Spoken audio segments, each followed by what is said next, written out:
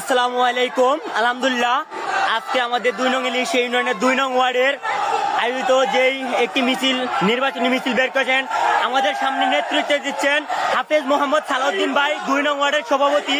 এবং দেখতে হচ্ছে অসংখ্য নেতা কর্মীরা বিজয় নিয়ে ইনশাল্লাহ সবার মধ্যে একটাই কথা, দাঁড়িপাল্লা দাঁড়িপাল্লা, সবার একটাই কথা, দাঁড়িপাল্লা দাঁড়িপাল্লার বিজয়ের দড়ি, ইনশাল্লাহ দাঁড়িপাল্লা, আর কোনো কথা নেই।